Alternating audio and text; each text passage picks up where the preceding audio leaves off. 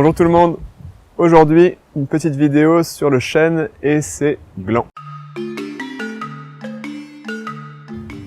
C'est la saison, mois de septembre, début septembre, la saison commence. Vous pouvez les ramasser au sol ou les cueillir à l'arbre, mais c'est bien qu'il y en ait au sol, comme ça vous êtes sûr qu'ils sont à maturité. Alors il y a une chose à savoir, c'est que les glands contiennent beaucoup de tanins, mais plus ou moins en fonction des arbres, des espèces, des lieux où ils poussent.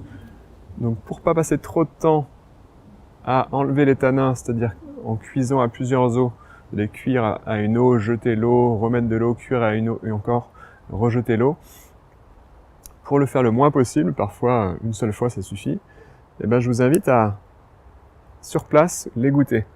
Donc vous enlevez la peau, et là vous allez goûter un petit morceau.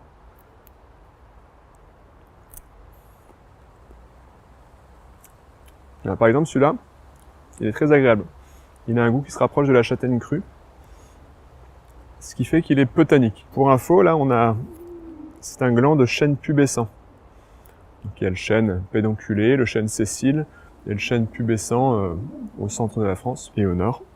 Dans le sud, vous avez le chêne vert, le chêne liège, et voilà, il faut goûter. Si c'est peu tannique, ça vous prendra beaucoup moins de temps pour les préparer. Il faut savoir que les glands sont très nutritifs.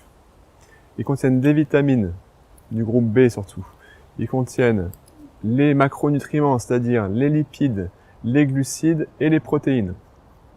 Ce qui font qu'ils sont 2 fois plus caloriques que les châtaignes. Parce que les châtaignes, c'est quasiment 100% de glucides, 98.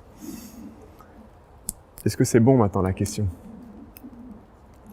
Eh ben oui, c'est délicieux. C'est délicieux, mais bien sûr, faut avoir enlevé les tanins. Et c'est un petit goût très proche de la châtaigne, mais finalement, en fonction de comment vous allez le préparer, il y a un petit goût caramélisé, sucré, c'est très doux.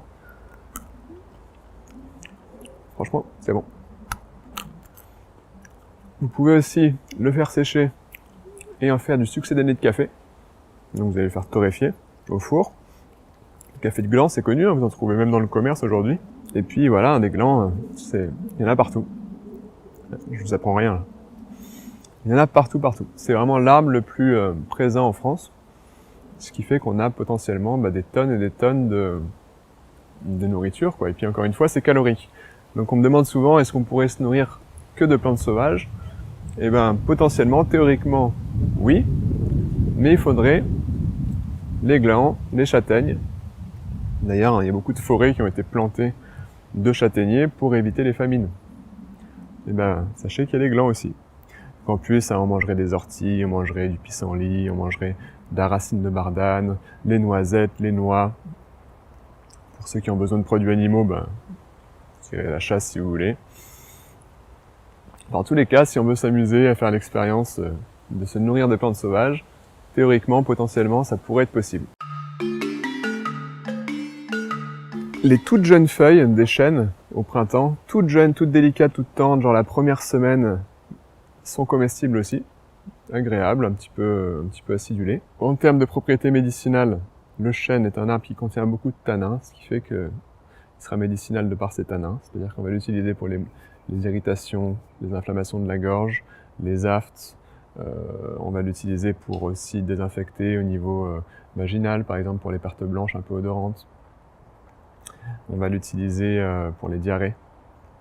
Voilà. Et puis le gland va nous donner de la force. C'est vraiment de par ses nutriments. Il y a aussi la gémothérapie, mais pour ça j'ai fait une vidéo. Vous pouvez aller dans la liste des vidéos et vous allez voir une vidéo sur le chêne dont on utilise les bourgeons pour faire un remède. Profitez-en, c'est maintenant, mois de septembre, pour la cueillette. Vous pouvez faire vos conserves, vous pouvez faire des pâtés végétaux, mélanger les glands, le champignon.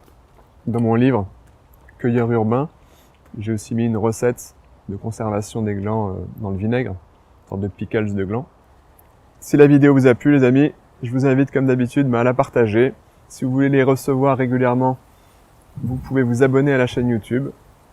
Et si vous voulez venir à nos stages, nos formations et nos ateliers, plutôt en Île-de-France, vous pouvez aller sur notre site lechemindelaNature.com allez voir le calendrier, plus qu'à s'inscrire. Ciao, ciao, à bientôt.